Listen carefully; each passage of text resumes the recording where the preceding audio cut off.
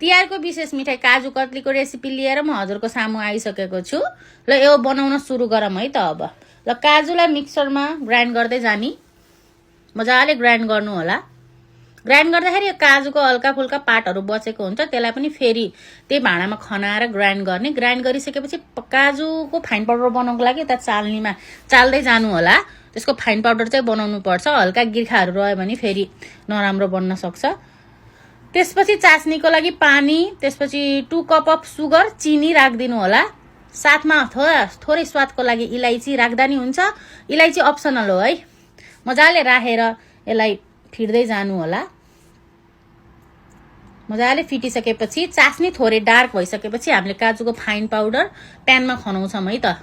खनाइसकेपछि अब यसलाई हामी चलाउँदै जान्छौं। यसको लम्स बन्न नदिनु होला, लम्स बनेपछि फेरि काजु कति राम्रो बन्दैन। मजाले चलाउँदै जाने। यो स्प्याटुलाले एकदम सजिलो हुन्छ, यो भयो भने एकदम हजुरहरुलाई पनि बनाउन एकदम सजिलो हुन्छ। मजाले बनाउँदै जानु होला, चलाउँदै जानु होला राम्रोसित। कन्सिस्टेन्सीको लागि चलाउँदै जानु। यतिको हाम्रो कन्सिस्टेन्सी बन्दै गइराको हुन्छ।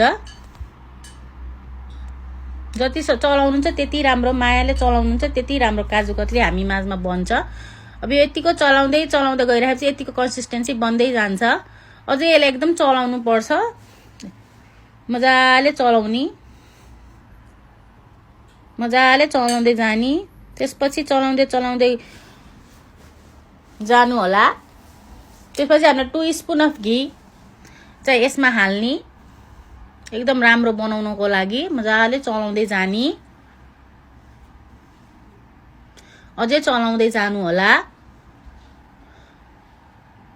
यतिको चाहिँ कन्सिस्टेन्सी भइसकेपछि हामीले थोरै यसको कस्तो बन्यो, यो थोरै यसको डल्लो बनेछ कि बने छैन भनेर सानो भाँडामा चेक गर्न पनि सक्छौं। यतिको डार्क कन्सिस्टेन्सी बनेपछि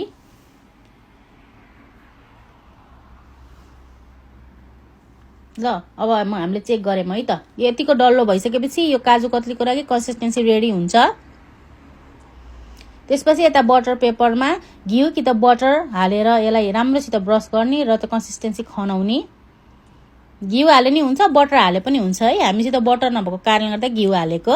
त्यसपछि मजाले हातले, एकदम हल्का हातले यसलाई मजाले, जसरी यो भिडियोमा मैले चलाएको छु हजुरहरुले पनि यसरी नै चलाउँदै जानु होला। राम्रो शेप दिनको लागि, काजु कतली सफ्ट बनाउनको लागि एकदम धेरै यसलाई उल्टाई पुल्टाई गरेर शेप दिनुपर्छ, राम्रोसित चलाइराख्नु पर्छ। यो बटर पेपरमा हालेर एकदम सजिलो हुन्छ यो पेपर भएपछि। त्यसपछि बर्फी कि त काजु कतली बनाउने त्यो शेप वाला भाँडामा यसलाई खनाउनु। यतिको बनिसकेपछि खनाउनु होला। त्यो भिडियो मैले लिन पाइन।